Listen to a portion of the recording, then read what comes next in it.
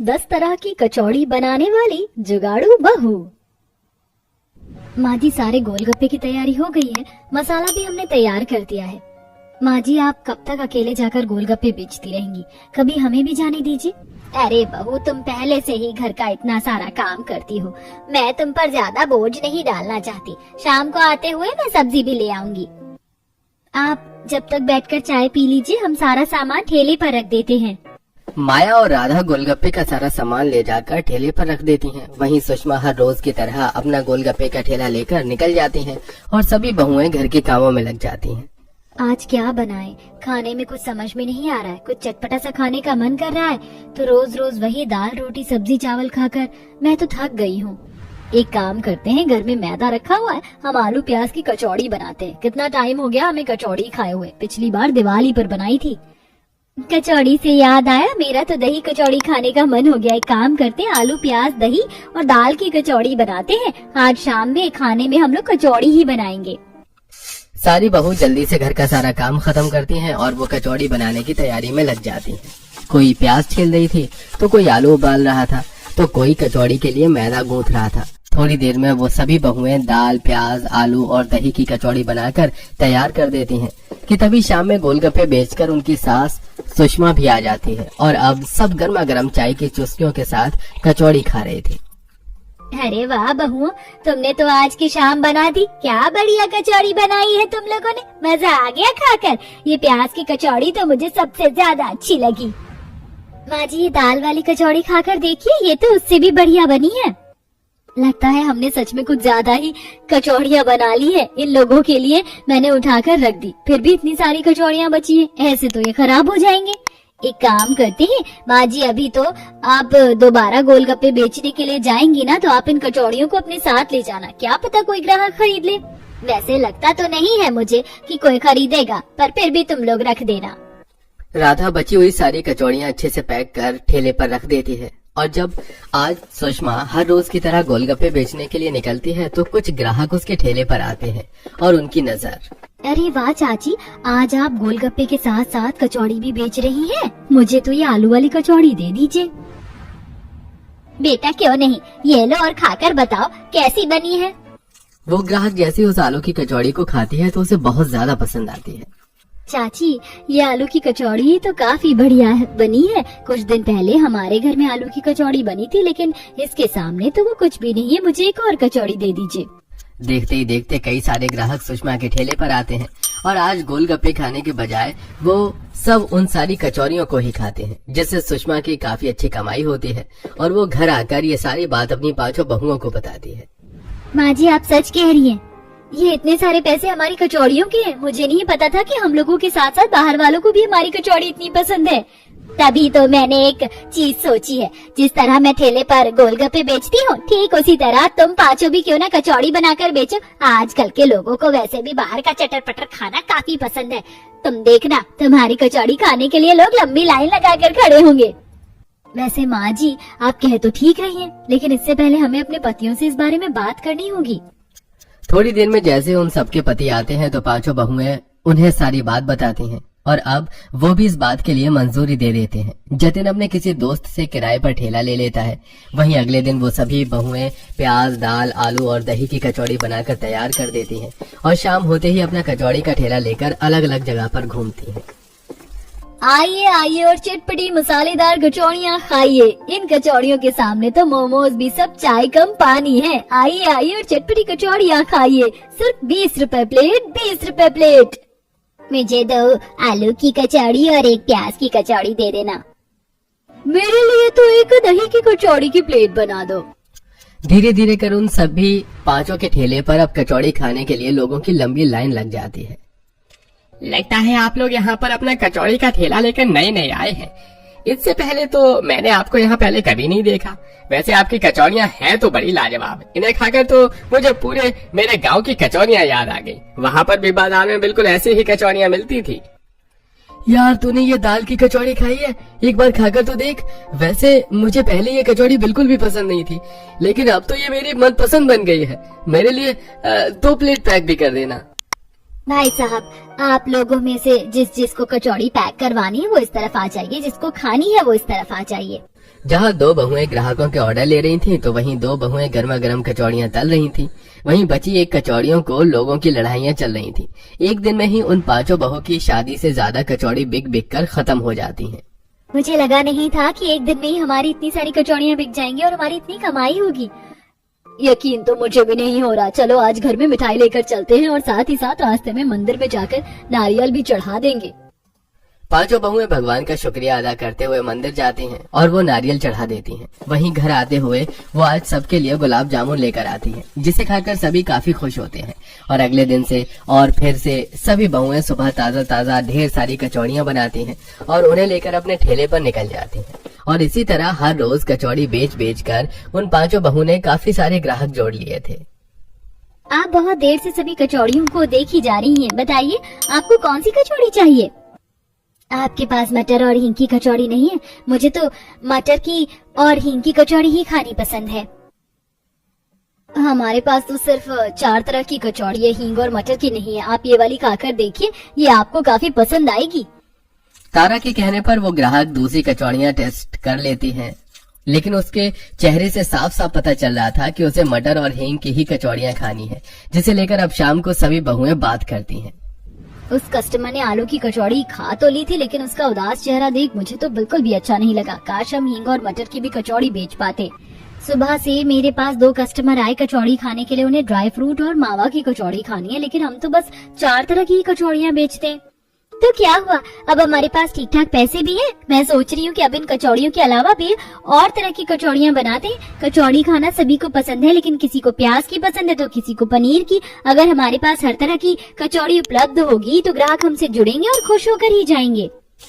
आप सभी बहुएं अपने पास रखे हुए उन पैसों से कचौड़ी बनाने का और सामान लेकर आती हैं, और अब वो सभी मिलकर अलग अलग तरह की हैं। जहां पहले इनके पास सिर्फ प्याज, आलू, दाल की कचौड़ी थी, ड्राई फ्रूट की कचौड़ी, पनीर कचौड़ी, इसी तरह कुल मिलाकर उनके पास अब 10 अलग अलग तरह की कचौड़ी थी। अरे वाह, आपके पास इतनी तरह की कचौड़ियाँ हैं। अब मैं तो कंफ्यूज हो गया हूँ कि कौन सी कचौड़ी लूँ या कौन सी लूँ।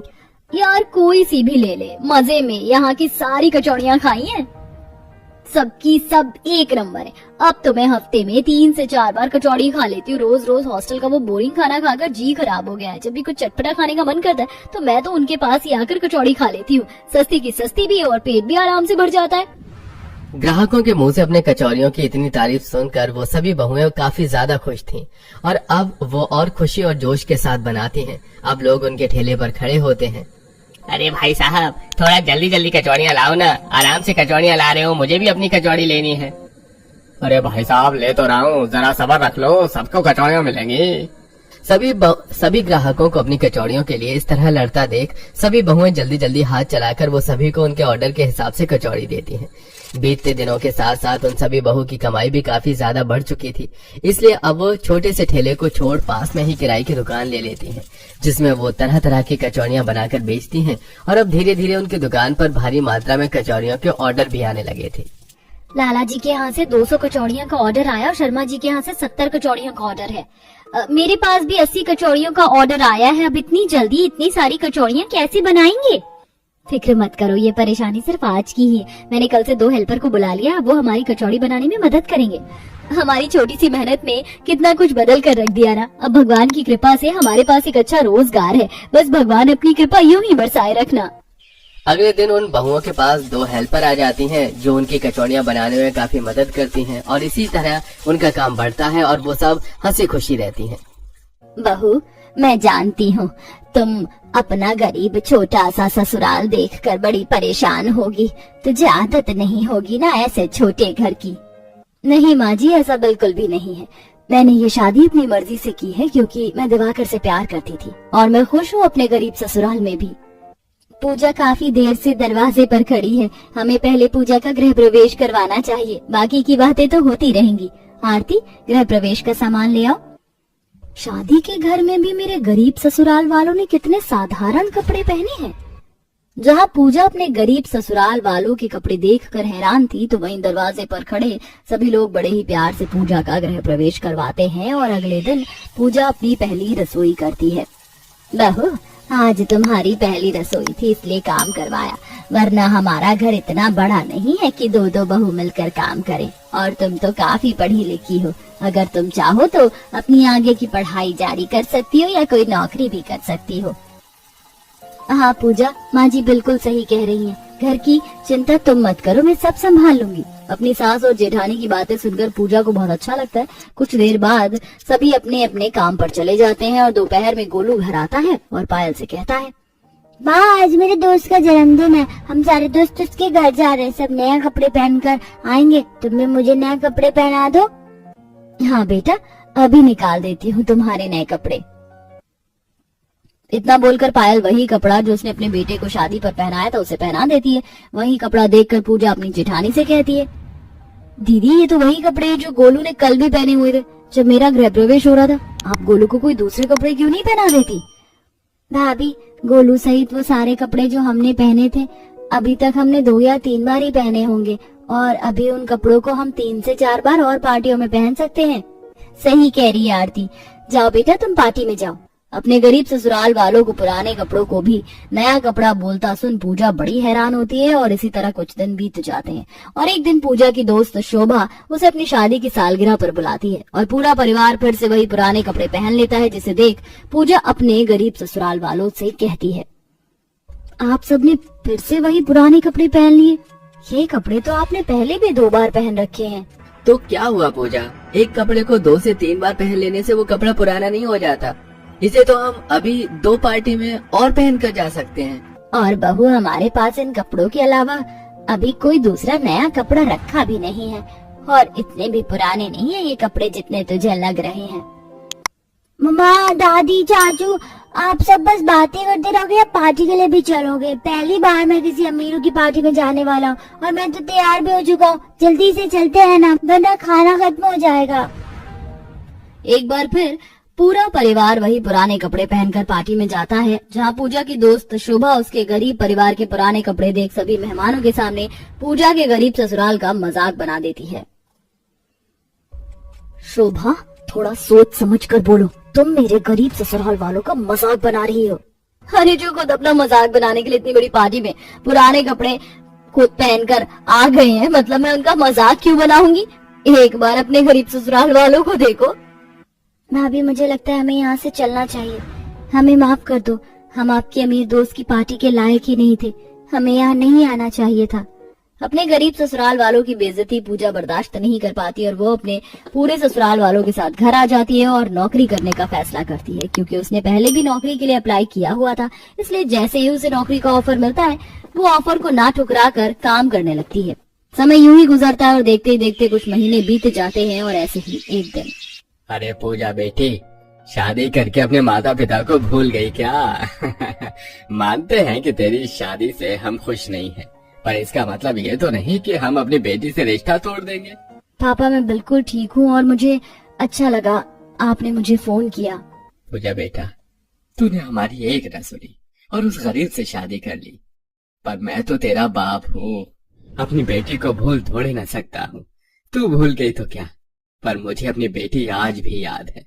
1 हफ्ते बाद तेरी मम्मी और मेरी शादी को 25वीं सालगिरह आ रही है।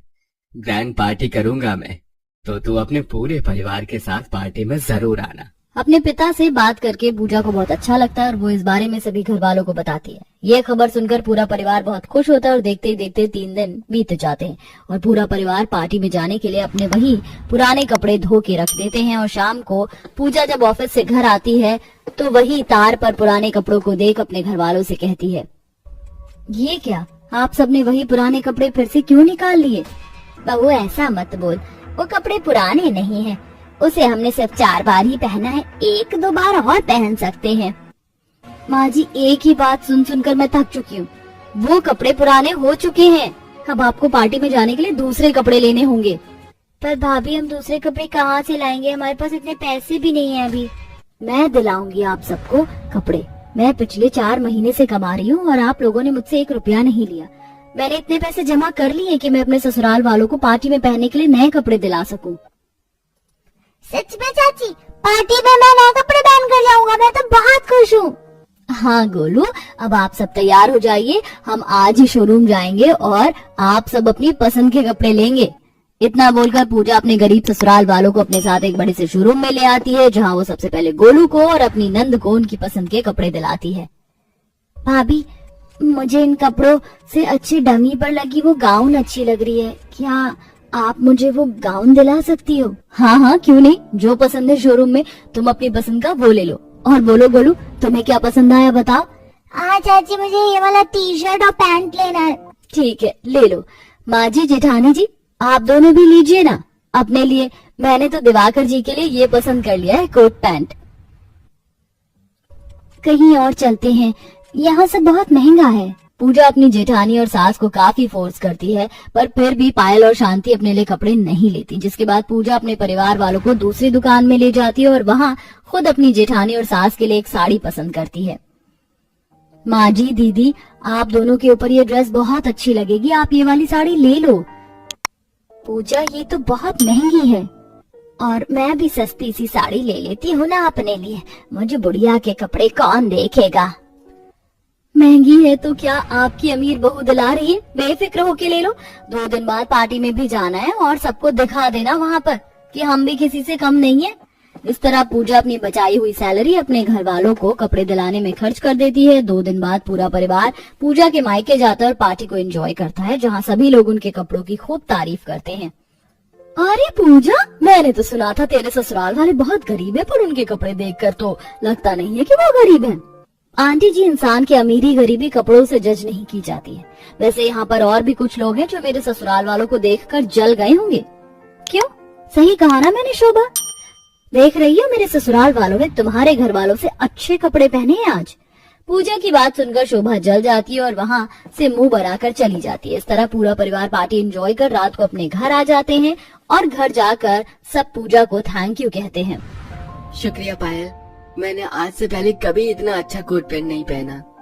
हाँ बहू, तेरा शुक्रिया, ये साड़ी बहुत अच्छी है, सबने बहुत तारीफ की। हाँ देवरानी जी, मुझसे तो सब ये पूछ रहे थे कि साड़ी कहाँ से ली। तुम्हारा बहुत शुक्रिया, आज बहुत अच्छा लगा।